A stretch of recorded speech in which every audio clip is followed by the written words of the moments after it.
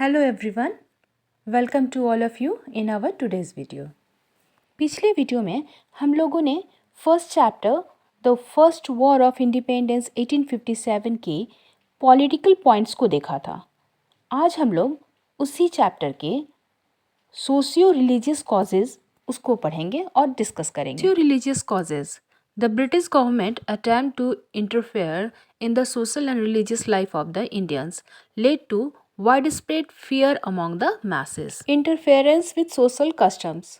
Some of the social reforms introduced by the British in India were aimed at improving the condition of the people. However, while introducing such reforms, the feelings of the people were not taken into consideration. The result was that the reforms like the abolitions of sati 1829, the introduction of the Widow Remarriage Act 1856, and the opening of Western education to girls were not welcomed by the masses. सामाजिक धार्मिक कारण। British सरकार द्वारा भारतीयों के सामाजिक और धार्मिक जीवन में हस्तक्षेप करने के प्रयास से जनता में भयानक भय पैदा हो गया। सामाजिक रीति रिवाजों में हस्तक्षेप। भारत में अंग्रेजों द्वारा शुरू किए गए कुछ सामाजिक सुधारों का उद्देश्य लोगों की स्थिति में सुधार करना था। हालांकि ऐसे सुधारों को लागू करते समय लोगों की भावनाओं को ध्यान में नहीं रखा गया। इसका नतीजा यह हुआ कि सती प्रथा उन्मूलन जो 1829 में हुआ, विधवा पुनर्विवाह अधिनियम जो 1856 में हुई थी, और लड़कियों के लिए पश्चिमी शिक्षा खोलने जैसे शिक्षा देने दी जाए उसमें सुधार करने को जनता ने स्वागत नहीं किया। Apprehensive about modern innovations, people were suspicious of introduction of modern innovations like railways and telegraph. There were rumors that telegraph poles were erected to hang those who were against the British rule. Similarly, Orthodox Indians noted that in the railway compartments, the higher castes and lower castes were made to sit side by side. They believed that British had introduced such practices to defy their caste and religion. दूसरी point है आधुनिक नवाचारों के बारे में आशंकाएं। लोग railway और टेलीग्राफ जैसे आधुनिक नवाचारों की शुरुआत को लेकर संशय थे, यानी उनके मन में शंका थी। ऐसी अफवाहें थी कि टेलीग्राफ के खंभों को उन लोगों को फांसी देने के लिए उपयोग में लाया जाएगा जो ब्रिटिश शासन के खिलाफ थे। इसी तरह रूढ़िवादी भारतीयों ने देखा कि रेलवे के डिब्बों में उच्च जाति और निम्न जाति लोगों को एक साथ बैठाया जाता था। उनका मानना था कि अंग्रेजों ने उनकी जाति और धर्म को चुनौती देने के लिए ऐसी प्रथा शुरू की है। Point 3, policy of racial discrimination. The British officers were rude and arrogant towards the Indians. They believed that they were superior to Indians and followed a policy of contempt towards the Indians. They dubbed the Mughals as cruel and unfaithful. Some European officers ill-treated and insulated Indians. Such acts of unjust discriminations alienated the British from the Indian masses. तीसरे point में समझाने की कोशिश की गई है कि नस्लीय भेदभाव की नीति। ब्रिटिश अधिकारी अपने लोगों के प्रति असभ्य और अभिमानी थे, भारतीयों के प्रति घृणा की नीति अपनाते थे और वे मानते थे कि भारतीयों से श्रेष्ठ वे हैं। उन्होंने मुगलों को क्रूर और विश्वासघाती भी बताया। कुछ यूरोपीय अधिकारियों ने भारतीयों के साथ बुरा व्यवहार किया और उसका अपमान भी किया। अन्यायपूर्ण भेदभाव के ऐसे कृत्यों से, ऐसी घटनाओं से अंग्रेजों को भारतीयों के बीच में अप्रिय बना दिया और उन्हें जनता से अलग कर दिया। Fourth point, corruption in administration. The policy and पेटी ऑफिशियल्स वर करप्ट.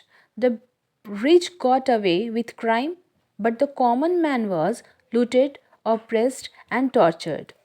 प्रशासन में भ्रष्टाचार.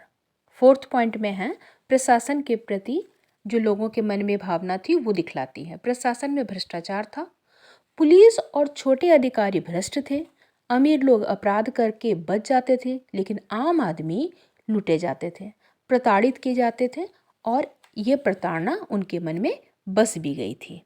Oppressions of the poor. The complex judicial system enabled the rich to oppress the poor, flogging, torture, and imprisonment of cultivators for their inability to pay arrears of rent, land revenue, and interest on debt were quite common.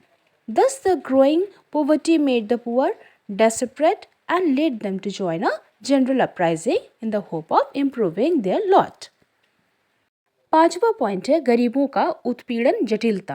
न्याय व्यवस्था ने अमीरों और गरीबों पर जो भेदभाव किया, यानी गरीबों पर अमीरों का अत्याचार बढ़ रहा था, बकाया किराया, भूमि राजस्व और कर्ज का ब्याज का बढ़ते जाना, किसानों को कोड़े मारना, यातना देना, जेल में डालना, ये सब आम बात थी। इस प्रकार बढ़ती गरीबी ने गरीबों को हताश कर दिया और उन्हें अपनी स्थिति सुधारने की उम्मीद में एक आम सा या साधारण सा विद्रोह में शामिल होने के लिए भी प्रेरित किया। Sixth point is activities of missionaries. The British were different from Indians in dress, religion and sentiment. In the 18th century, the British showed a friendly attitude towards Indian religion.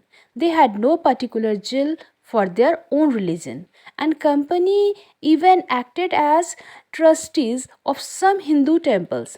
However, in the 19th century, this attitude underwent a change. The British began to interfere with the local religious and social customs. They denounced idol worship and dubbed local beliefs as ignorance.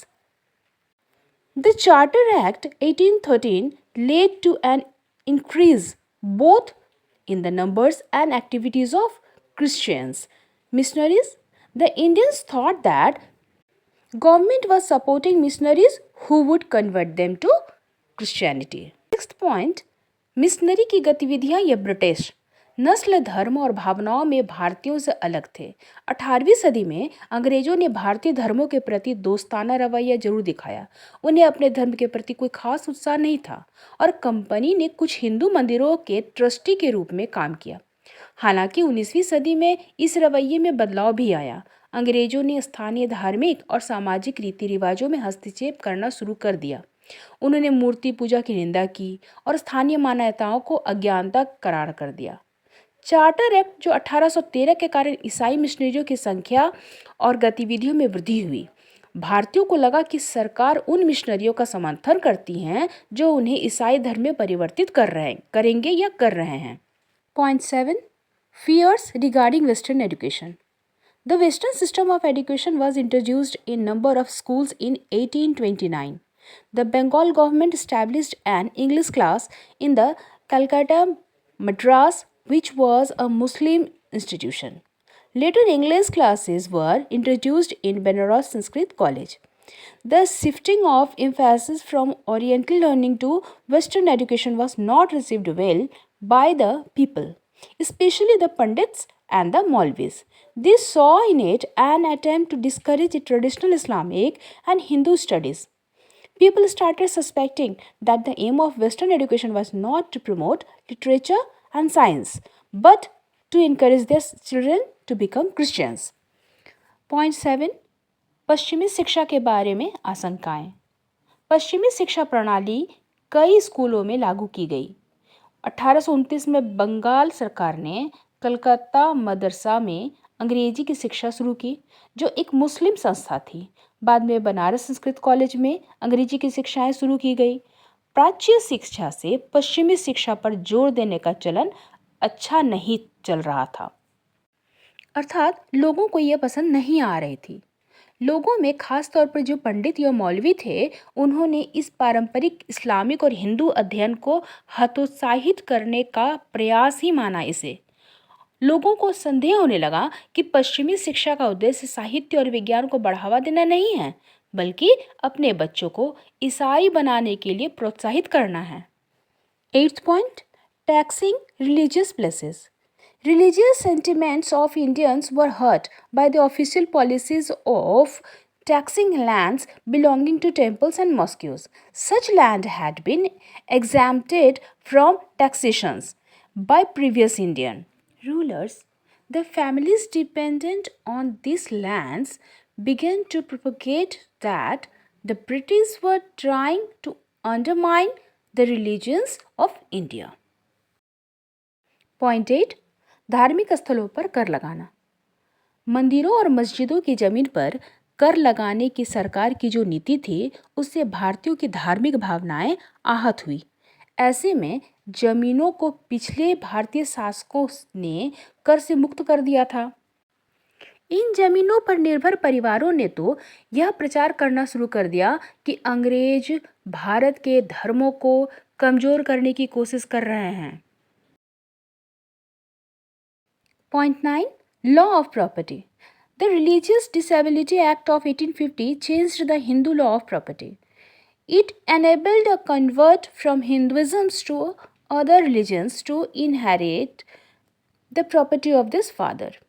The Hindus regarded this as an insensitive to give up one's religious faith. अंतिम point है संपत्ति का कानून, धार्मिक अक्षमताएं। 1850 के अधिनियम ने हिंदू संपत्ति कानून में बदलाव किया। इसमें हिंदू धर्म से दूसरे धर्म में धर्मांतरण व्यक्ति को अपने पिता की संपत्ति विरासत में देने का अधिकार दिया गया। हिंदुओं ने अपने धार्मिक विश्वास को त्यागने के लिए एक प्रोत्साहन के रूप में इसे देखा।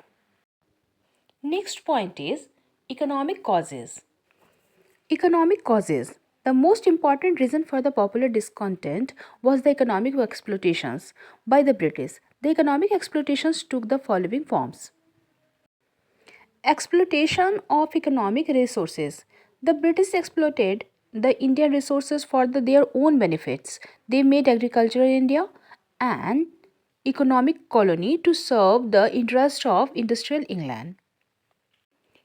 India was forced to export at cheaper rates raw materials like raw cotton and raw silk that the British industries needed urgently. Plantations products like indigo and tea, and food grains which were in short supply in Britain. India was made to accept ready-made British goods either duty-free or at nominal duty rates, while Indian products were subjected to high import duties in England. The Indian handmade goods were unable to compete the cheaper machine-made British products. This renewed the Indian industry, deprived an artisans of their income, and reduced the avenue of employment for labor. On the other hand, export of raw materials and food grains deprived India for her agriculture surplus and raised the prices of raw materials. Thus, the change in the nature of India's trade became an instrument for exploiting India's resources. आर्थिक कारण. लोकप्रिय असंतोष का सबसे महत्वपूर्ण कारण अंग्रेजों द्वारा किया जाने वाला आर्थिक शोषण था। आर्थिक शोषण जो निम्नलिखित रूप से दी गई है। प्रथम, आर्थिक संसाधनों का शोषण। अंग्रेजों ने भारतीय संसाधनों का शोषण अपने स्वयं लाभ के लिए किया। उन्होंने औद्योगिक इंग्लैंड के हितों की सेवा के लिए कृषि प्रधान भारत को एक आर्थिक उपनिवेश बना दिया और भारत को सस्ते दामों पर कच्चे कपास और कच्चे रेशम जैसे कच्चे माल का निर्यात करने के लिए मजबूर किया गया, जिनकी ब्रिटिश उद्योगों का तत्काल आवश्यकता थी। बगान उत्पादन जैसे नील और चाय और खाद्यान्न जिनकी ब्रिटेन में कमी थी। Point 2, drain of wealth. Till the Battle of Plassey 1757, the European traders used to bring gold into India to buy cotton, Indian cotton and silk. However, after the conquest of Bengal, the British stopped getting gold into India. They began to purchase raw materials for their industries in England from the surplus revenue of Bengal and profit from duty-free inland trade. Thus began the process of plundering India's raw materials, resources, and wealth by Britain. The transfer of wealth from India to England, for which India got no proportionate economic return, is called the drain of wealth. The drain included the salaries, incomes, and savings of Englishmen. The British expenditure in India on the purchase of military goods, office establishment, interest on debt, unnecessary expenditure on the army, etc. Point 2, धन का निष्कासन. पलासी की लड़ाई 1757 तक यूरोपीय व्यापारी इनके बारे में जानकारी दी जा रही है। वे भारतीय कपास और रेशम खरीदने के लिए भारत में सोना लाना चाहते थे। हालांकि बंगाल की विजय के बाद अंग्रेजों ने भारत में सोना लाना बंद कर दिया। उन्होंने बंगाल के अधिशेष राजस्व और शुल्क मुक्त अंतर्देशीय व्यापार से होने वाले मुनाफे से इंग्लैंड में अपने उद्योगों के लिए कच्चे माल खरीदना शुरू कर दिया। इस प्रकार लूट की प्रक्रिया शुरू हो गई। भारत से इंग्लैंड को भेजा गया कच्चा माल, संसाधन और धन, जिसके बदले भारत को कोई अनुपातिक आर्थिक प्रतिफल नहीं मिला, यानी उसके मुकाबले उसको कुछ भी बेनिफिट नहीं प्राप्त हुई। धन का निष्कासन ही कहलाता है ये बात। इस निष्कासन में अंग्रेजों के वेतन, आय, बचत, भारत में सैन्य सामान की खरीदारी, कार्यालय स्थापना या ऋणों पर ब्याज, सेना पर अनावश्यक व्यय आदि सभी शामिल हो गए। Point 3. Decay of cottage industries and handicrafts. Heavy duties on Indian silk and cotton textile in Britain destroyed Indian industries. On the other hand, British goods were imported into India at a nominal duties. By the middle of the 19th century, export of cotton and silk goods from India practically ceased. The art of spinning and weaving, which for age had given employment to thousands of artisans, became extinct. The misery of the artisans was further compounded by the disappearance of their traditional patrons and buyers, the princes, chieftains and zamindars. Point 3. कुटीर उद्योगों का क्षय और हस्तशिल्प। Britain में भारतीय रेशम और सूती वस्त्रों पर भारी शुल्क ने भारतीय उद्योगों को नष्ट कर दिया। दूसरी ओर ब्रिटिश माल को नाम मात्र शुल्क पर भारत में आयात किया जाता था। 19वीं सदी के मध्य तक भारत से कपास और रेशम के सामान का निर्यात लगभग बंद हो गया।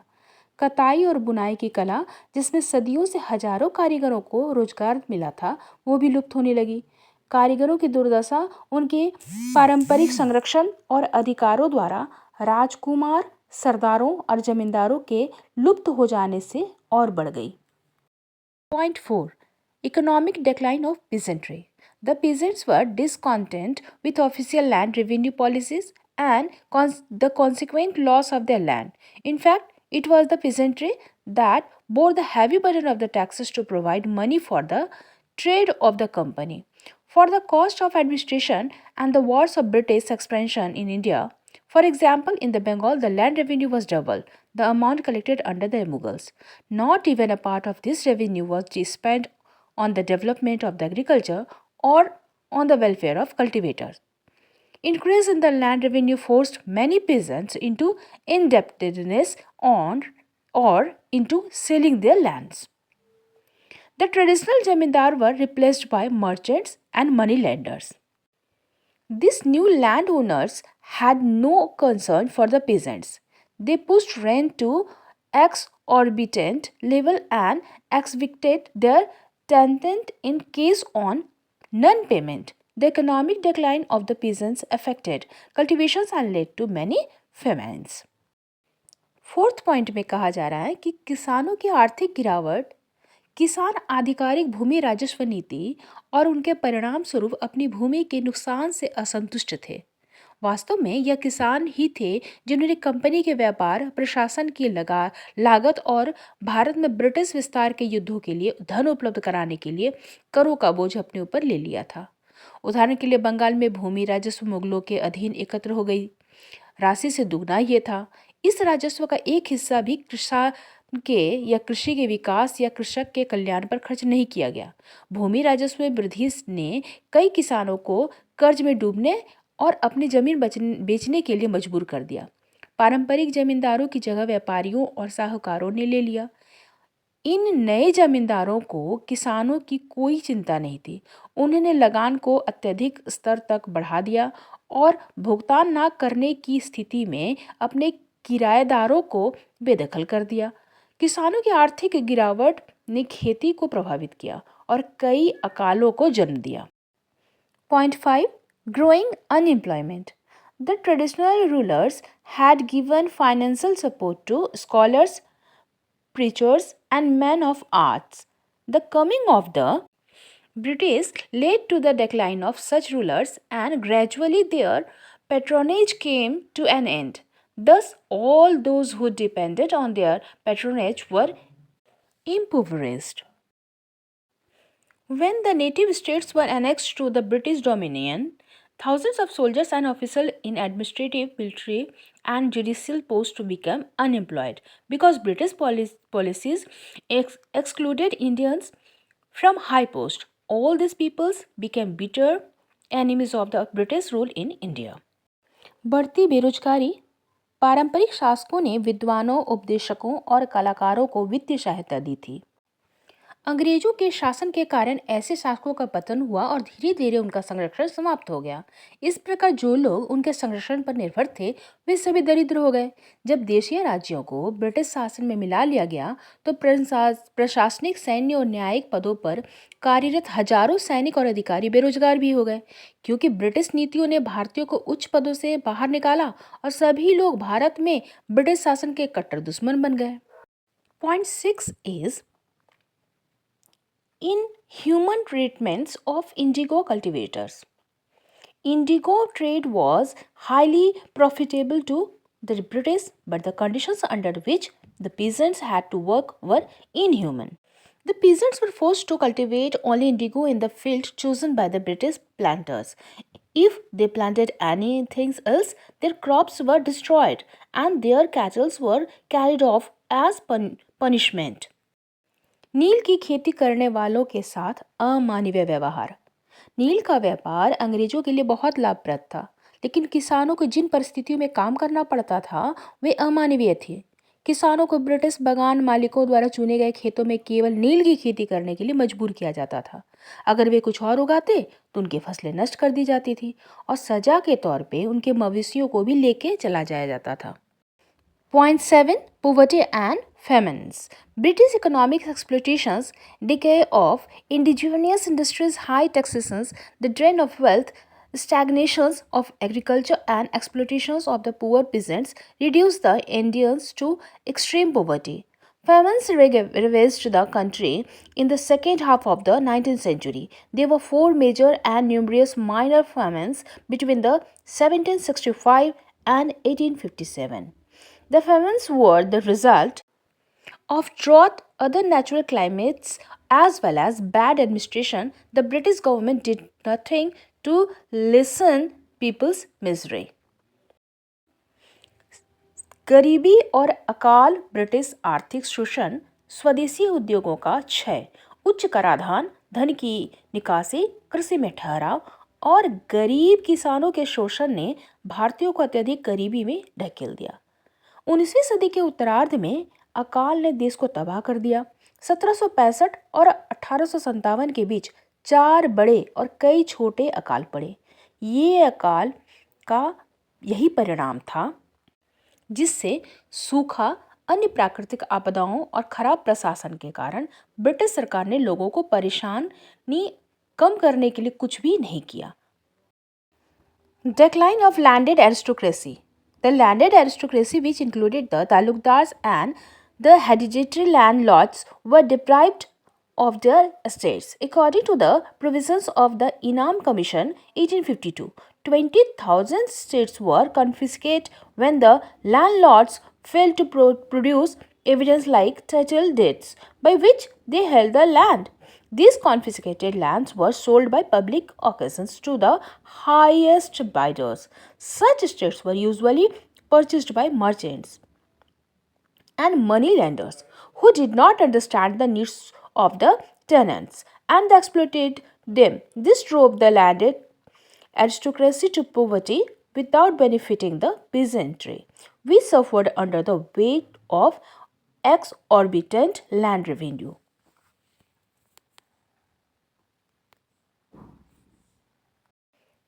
और अंतिम पॉइंट है भूसंपत्ति अभिजात वर्ग का पतन। भूस्वामी अभिजात वर्ग, जिसमें ताल्लुकदार और वंशानुगत जमींदार शामिल थे, उनको उनकी जागीरदारी तो वंचित करना ही पड़ा और इनाम आयोग 1852 के प्रावधान के अनुसार 20,000 जागीरें तब जब्त कर ली गई जब जमींदारों ने भूमि के स्वामित्व के लिए शीर्षक पत्र जैसे सबूत पेश करने के में विफल हो गए। इन जब्त की गई जमीनों को सार्वजनिक नीलामी में सबसे ज्यादा बोली लगाने वाले को बेच दिया गया।